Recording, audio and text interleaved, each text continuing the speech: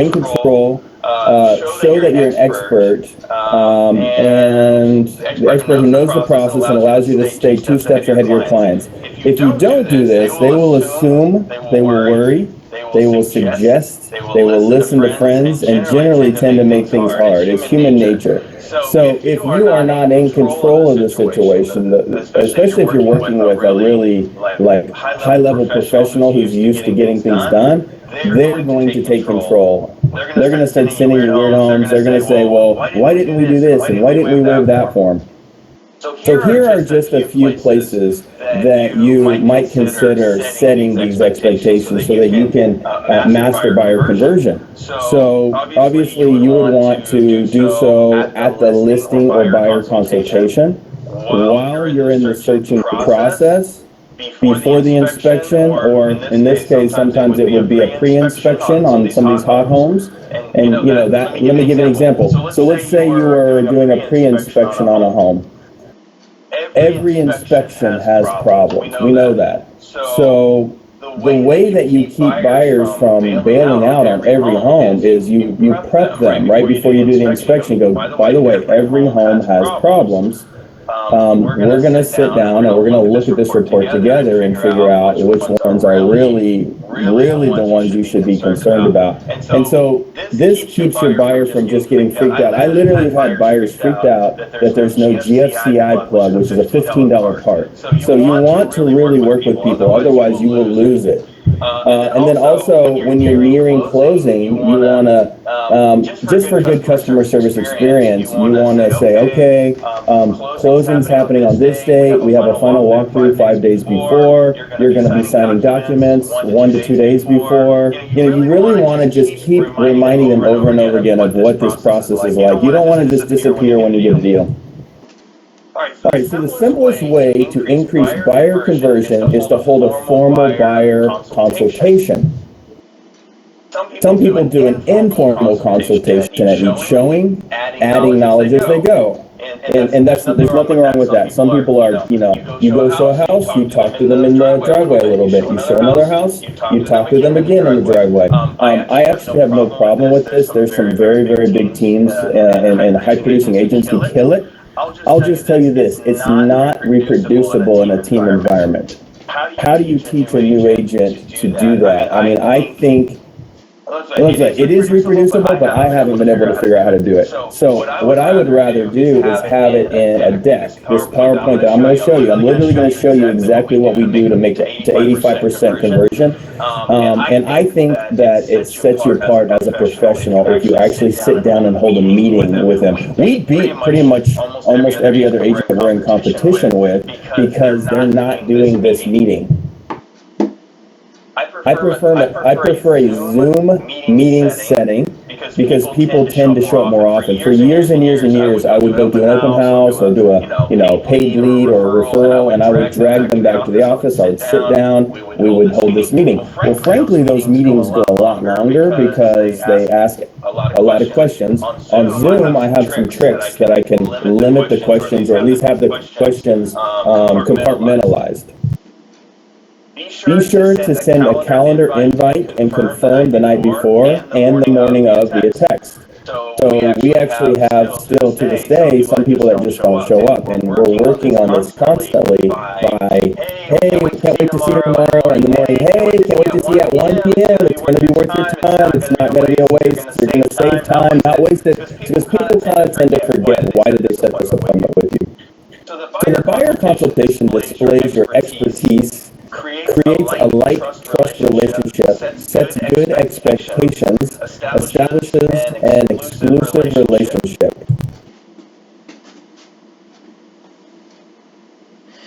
So here are some of the objections that you can avoid if you can get ahead of them. So I actually have all of these objections plugged into the presentation. So by the end of it, you're not hearing this as you go sell a home.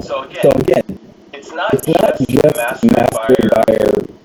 It's not just closing the deal. It's not just getting the yes. It's how do we keep the deal together? Because a lot of you can go get a buyer, but then the buyer gets freaked, they get spooked. Think of a buyer as, some kind of, basically like walk in and scare somebody, they just take off running. This is how people are when they're buying homes. They get easily scared. So here are the different things, not just scared, but these are the objections. And the next slide, I think, is the things that they'll get spooked on.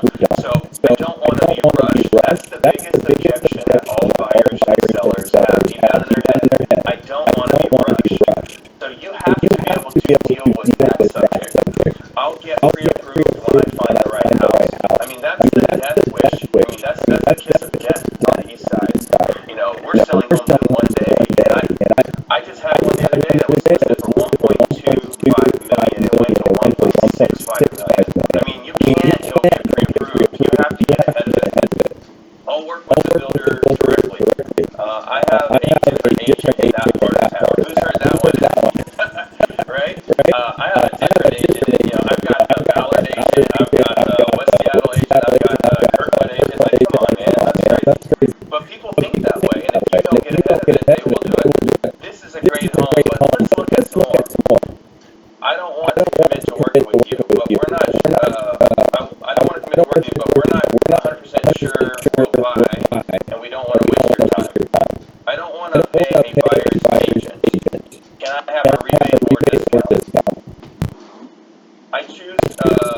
Here's some more landmines. I choose a different agent who knows the market data better. I went with a more experienced agent. I chose an online lender with low rates. I thought the seller paid my closing costs. I don't want to get involved in the bidding war. You're showing me the wrong kind of homes. We're going to take a break. After inspection, will the seller remodel my kitchen? These are all things I've heard. These are real. I'm not making this stuff up. So, can comment in the box if any of you guys have actually heard these same ones. Oh, you? It's crazy, right? Yep, heard them all. Okay, good. All, yep. So this is just how people think, right? I mean, it's not like they're, dumb or anything. That's how they think. So if you have a good buyer upfront meeting, what happens is you weed out the dreamers, the low motivated buyers. You train your buyers to get financing early from a good lender. You train your buyers to tour homes on the first day. At least I know we have a room from all over Washington. I know inventory is low everywhere. We are, in the past 4 years in the Seattle area, this is the lowest we've ever seen. And honestly, people set these offer review dates and nobody sticks to it. Everybody just writes their offer on the first day. So if you don't go see the home on the first day, you're not going to sell it. So we have to train our buyers to do it. By the way, we are doing our part as well. One of the things, I don't know if I have this in here, but I have 2 searches set up. I've got one set up on my CRM. Whether it's your 𝗧𝗵𝗲 or whatever you're using, you have a search. Now that search is very general. Then I have an MLS concierge search. If you don't know how to do that, write that down. MLS concierge search. And what happens is that pops up on my home screen of my MLS, and I have to curate those listings. I have to release them manually. And so what that does is that trains me 1 to 2 times a day to go in there and release those listings. And I can actually send it to my email, or I usually have a text thread going with them, and I'm like, hey, I just saw this home, what do you think about this? And so now I am in the mix. They never say, hey Adam, you didn't do that much for me, we found the home. You want to be a part of this discussion, and you want to beat them to it. And let's face it, there's only like, a couple of homes a week that might work for them. So it's really, really better, and it's better optics if you are the one that catches that home first. All right, they feel that you are really, and you are, it's a real value, you are adding value. All right, train your buyers to be decisive. You don't want to rush them. Remember, their number one fear is I don't want to be rushed. And yet, I always tell them, listen, I will never rush you, but the market will rush you. So if you don't want to buy a home, it's fine with me. You're not going to break my heart, but you need to make a decision. Can I sleep on it? Well, I always tell them this, there's a today price and a tomorrow price. So if you buy the home today, you can probably get it for this price. If you buy it tomorrow, there might be 2 or 3 more offers. So absolutely, you can sleep on it. That just might be an expensive decision.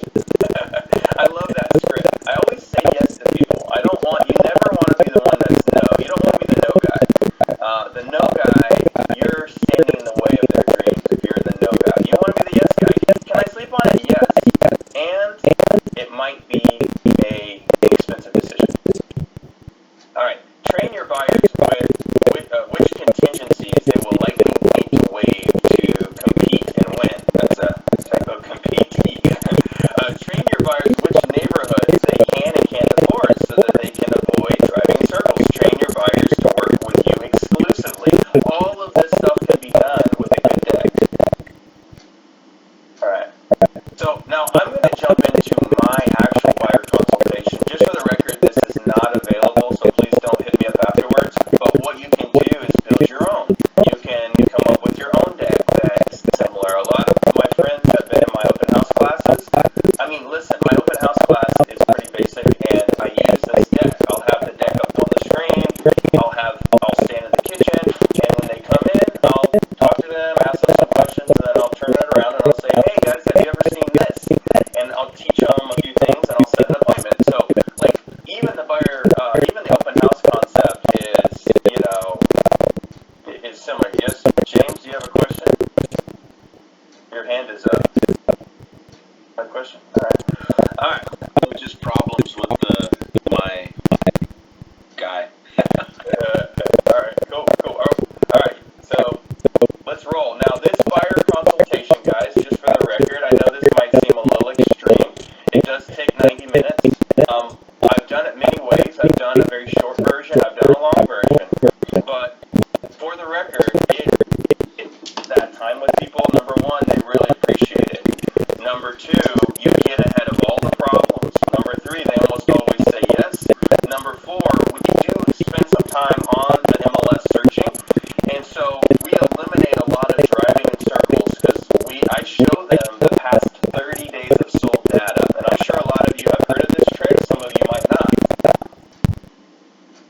Sorry, I had to get a little sip of coffee. It's built in such a way where we always get the yes. It is a little long, but it's very visual. And honestly, I used to spend at least 5 to 7 hours looking at the wrong homes. So you take your pick. Would you rather spend 90 minutes up front, or would you rather spend 9 hours looking at the wrong homes and then have angry clients who quit? So I say invest the 90 minutes. All right, so we're going to get through this thing in like 30 minutes. So I'm going to talk very quickly, and my pacing is not going to be similar as a real meeting. A real meeting, I'm going to have nice tonality. I'm going to take it nice and slow. I'm going to do a lot of smiling, all that stuff. But we're going to just blow through it. Now, what I want you to recognize, guys, is the structure. Not so much as, And by the way, when I first built this deck, it was ugly as sin. I just came up with the ugliest thing that could happen, and then I would add to it, and eventually I hired a professional graphics designer to make it look nice for like $50. So I would encourage you guys. It's gonna feel like, oh my gosh, I can't do that. Yes, you can. Just put one foot in front of the other, and it takes time, but everything good in life takes time. So what I want you to look is the structure. So the first part is going to be kind of like market data and process, how to buy a home, all the different steps. The second part is going to be, I'm going to unmute them. We're going to talk about their home. It's going to be warm and fuzzy. I'm going to take notes.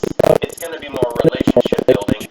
And then the last part is where I close for commitment, and I get an exclusive commitment. I used to make them sign. I don't make them sign an agreement anymore. I still have a pretty high, commitment level, and they don't cheat on me. All right, so I usually start off with just a few questions, just to kind of warm it up a little bit. What do you most want to learn today? Why are you buying rather than renting? When was the last time you purchased a home? When does your lease end? Can you end your lease early if you find a great home? The reason I ask this question is because a lot of buyers time their purchase with the end of their lease. Even if, like right now, that's a bad move because the pricing is going up so fast. But people, again, instinctively don't want to be rushed, and they run to avoiding pain rather than pleasure. So even if you're like, hey, you could save a lot of money buying a home now, they probably won't. People are just creatures of habit. All right, so when does your lease end? Will probably, and then if you back it up like 3 months, that's probably when they're going to buy.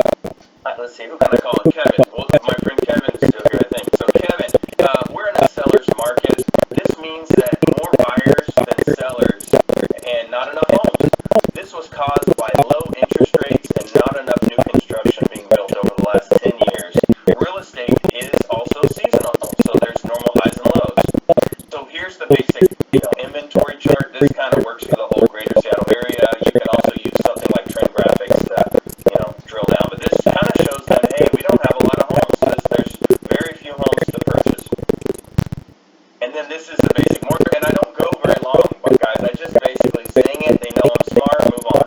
I basically let them know, hey, mortgage rates have been a big driver. If you notice, mortgage rates and inventory are very similar curve. They're both falling. So the lower the interest rates, the lower the inventory. I also explained to them that every 10 years in America, we build roughly 25 million new construction homes, but after the last 10 years, we've only built 5.8 million homes.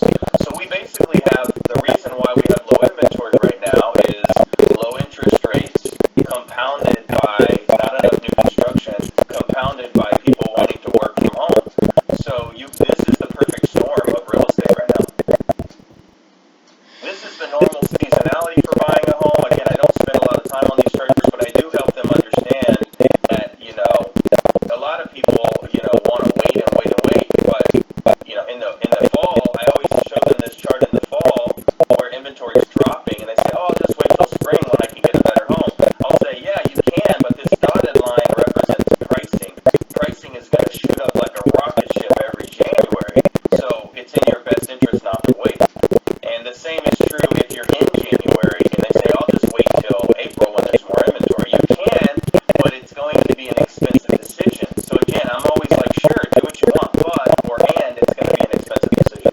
And if I can show them why it's an expensive decision, they oftentimes listen to me. So the first thing I do when I'm talking about the buying process is the levels of financing. So I know this is not the case all over Washington State, but in the east side or greater Seattle area, especially in the really premium areas, we have to get them to fully underwritten. Verbal or pre-approval simply doesn't cut it. Now, if you're in Wenatchee or the Tri-Cities, sometimes you might be able to get away with that.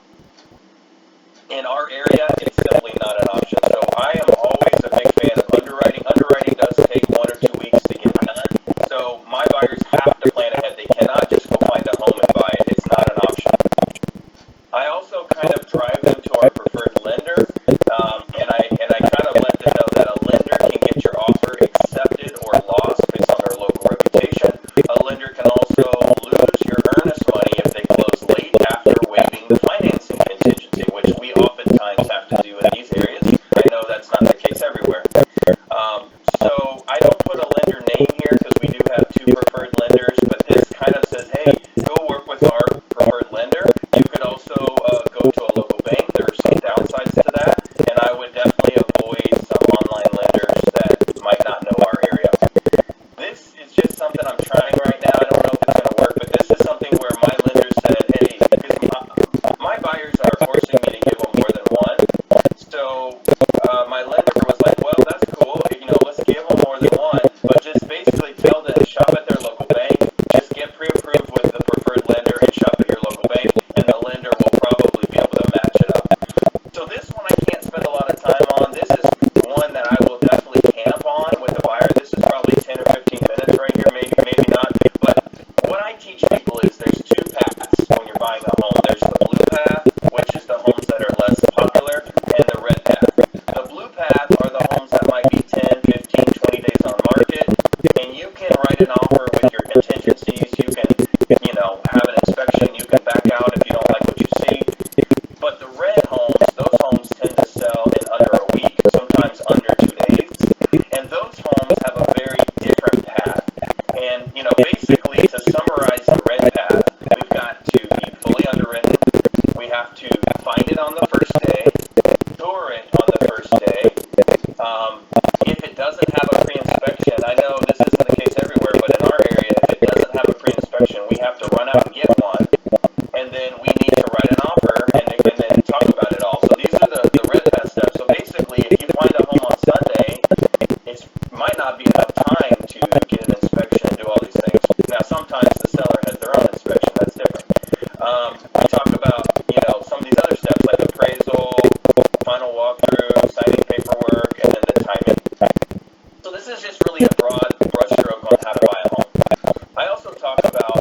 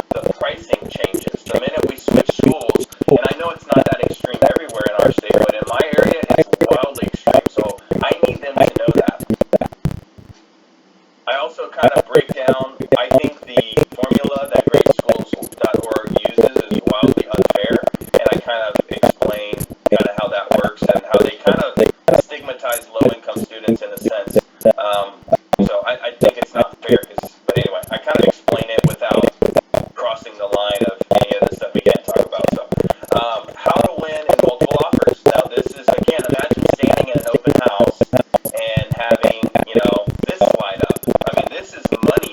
If you have a little slide that shows a buyer how to win in multiple offers, that's like honey. That's like honey. People want this information. They can't find it. So what I help people understand is when you're buying a home, it's not just price.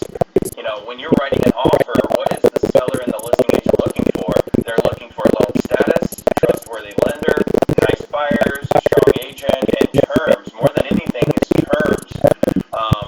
And then I kind of break down what are the terms that we might do. It doesn't mean we have to do all these things, but these are the tools. And I usually have these animated and they go in a circle, right? So the simplest, least risky thing that a buyer can do is close them quickly, down payment amount, earnest money amount. I've seen earnest money up to 25% these days. It's getting kind of out of hand in my area. Section W, title, Form 17, and I explain what these things are. But I also explain to them that we're not skipping them. We are front-loading them. So let me give an example. Section W, guys, everyone knows Section W in the contract gives you 10 days to back out of the deal if you find that the seller has listed the property with the wrong square footage, the wrong bedroom count. Well, guess what? The seller would prefer that we do our homework, we go look up the tax records, and we do our homework ahead of time. Same with title contingency. The seller's probably going to provide you a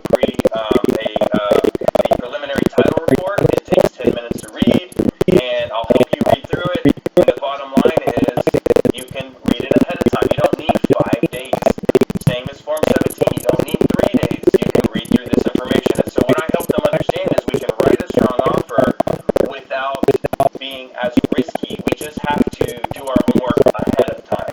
Same with the inspection. I know in this state it's very common to skip the inspection. I've done it once in my life. I'm pretty hardcore about this. I'm not judging. I know some of you have to do this. I don't think it's a great idea. I'm a big, big fan of just being fast and getting a pre-inspection. Waiving the financing addendum. This is something I do 80 or 90% of the time, and it is really pretty safe if my buyers are strong buyers, their jobs are strong, the loan is fully underwritten with a trustworthy lender, their money is not in some kind of a risky investment that's going to go crashing down like Bitcoin. They're not buying new cars or anything that's going to mess up their credit score. And I usually add about 3 to 4 days on top of whatever the lender tells me on the closing time, so that we don't get too tight. Basically, I've never lost earnest money doing it that way.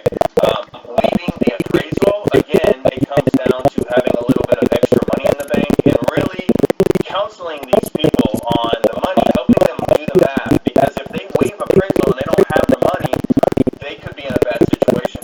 So really, you need to get very personal on these questions. Coming up after this, I'm going to ask them how much money they have. I'm going to ask them about budget, and I'm going to ask them how much cash do you have right now in the bank, or how much stock can you sell, how much gift funds. Like, I want to know the exact amount of money. I don't need to know everything about their finances, but I need to know what they have for this house. And then the last one is non-refundable earnest money. And the fact is, if you give away the earnest money, you have waived all contingencies.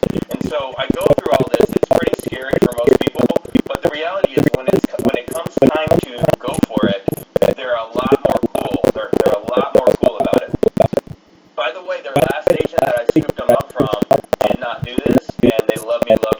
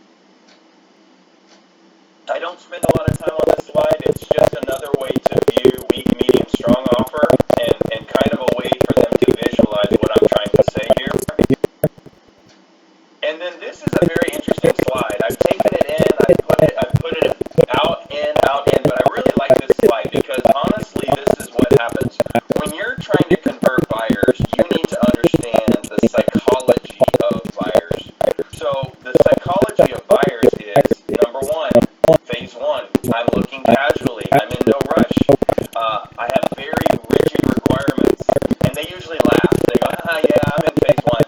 And then I say phase 2. Phase 2 is where you've seen like the 3 or 4 ugly houses that are in the area, and they've been sitting on the market for 10 days. They smell like dogs. They're on a busy road, and guess what? You don't want those houses either. So whether you like it or not, you're in phase 2, my friend.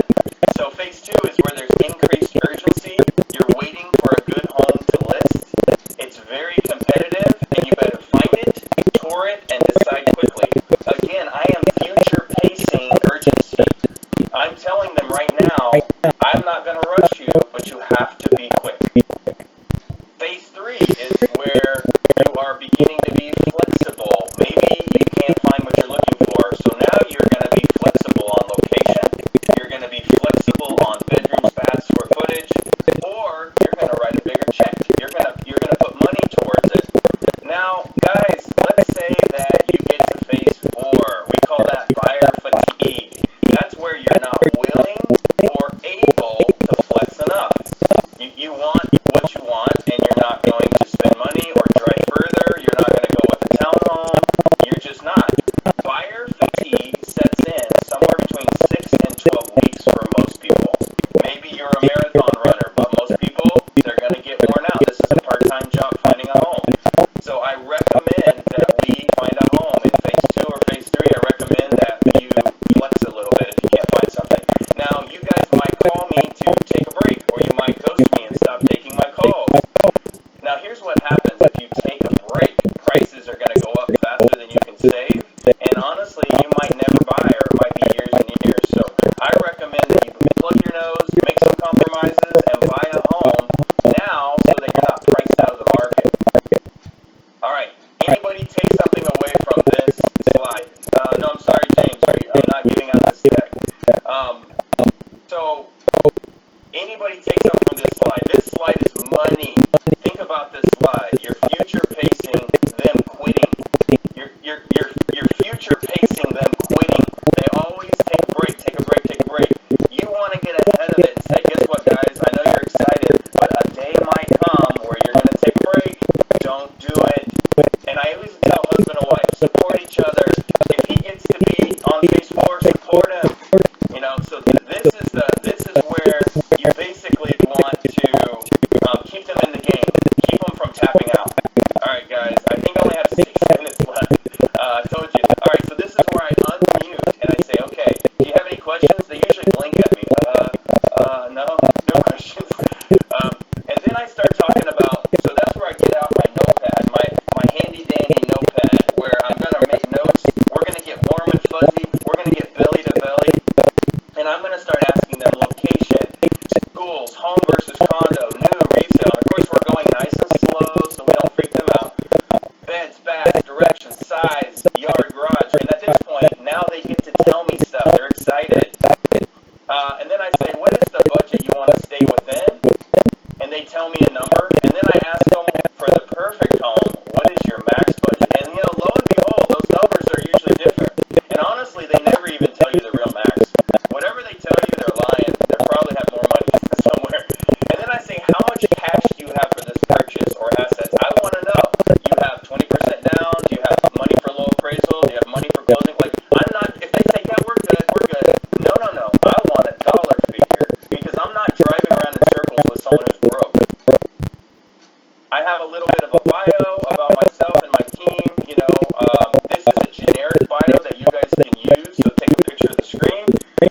You know, the first 2 you can't necessarily duplicate with my sales numbers, but limited clients per month, you can duplicate that. Showings on demand, honest advice, we're going to tell you if it's a bad home. Accurate pricing, we can win in multiple offers, and I have people to help me. Like, everybody has a team, whether they realize it or not, right? So this is a generic bio that you can use. This is a snapshot of all the homes I've sold. And then this is the part I really want you guys to get. This part has probably doubled my income. So this is called a power search. So basically, I have named my process. Everybody has an MLS search. I've just named it power search. So if you're in an open house and you say, guys, you should see my power search tool. It's amazing. So here's what I do. So let's say that they want to buy a home. I asked them all the bedrooms and baths and all that. So they told me they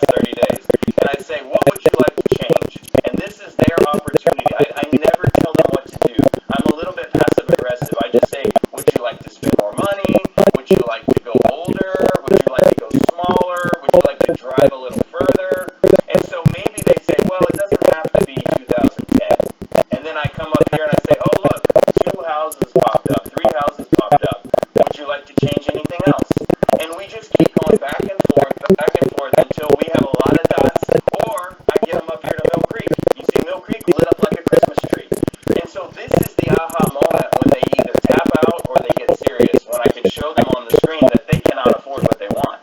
Now, would you rather spend 90 minutes with them on this screen, or would you rather drive in circles, they get mad at you because you're not sending them houses in Kirkland? I've had people fire me because I won't send them houses that don't exist. It's ridiculous. This is the way to do it. And then, 2 more minutes. This is great. Then I close. Has this been helpful? Yeah, this has been really helpful. Thanks, Adam. Can I share with you what I'm looking for in a client? So this is where I flip it, right? I'm not begging for their business. They say, yeah, I guess so. Now they're feeling like, oh God, am I interviewing to be your client? It's pretty simple. I'm looking for nice people in a loyal relationship. And you know what? You guys have the nice part covered for sure. We're going to move at your pace, whether slow or fast, new or resale, any city in the greater Seattle area, regardless of who finds it, it's a team effort, even if another agent sends it to you. If you change your mind, you don't owe me any money. I risk my time when I'm accepting new clients. We're in an exclusive relationship. Our team will be your only agents. We don't require you to sign a contract. Just tell us if it's not working out. This rarely happens. Do you think we'd be a good fit? And then this is where we get commitment. And most of the time, they're going to say yes. If they don't say yes, I'm going to find out what it is, and I'm going to do some objection handling, and I'm going to close. If they say yes, I give them some next steps. What is your best physical mailing address? I have my VA mail and brownies and a welcome card from sendoutcards.com. We start a text thread or a WhatsApp group. I get them over to the lender. I get them pre-approved, and I sell them when they home. What are your questions? I think we're out of time. Tammy, do I have any time for Q&A, or am I done? 10:15. Go ahead, Adam. Guys, what are your questions, comments? What are your ahas? If you're speechless and have no questions, I would love to hear your ahas, please.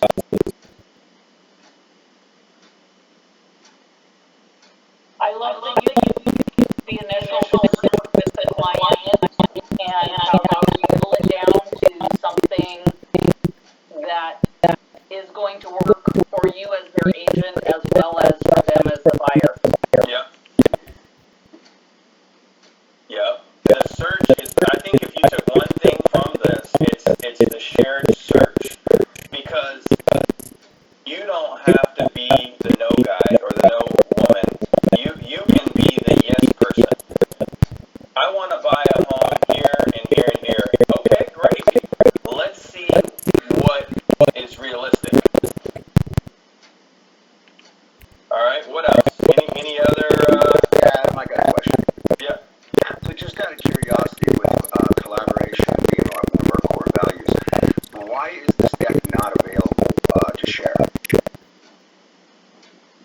This deck is proprietary, and I would encourage you to build your own. And I need to limit how often this deck is used. Fair enough. And that's a personal choice. And so I think that the amount of sharing I've done today is above and beyond what most would do. Also, Adam, I think to add to that, your collaboration is the fact that you're even doing this, that you're even going through your deck. So nobody needs to have your deck. They can build their own deck. Yeah, Paul, I have 80 hours into this deck, and this deck is a recruiting tool for my team and for the people I personally sponsor. And I'm not going to give it away to people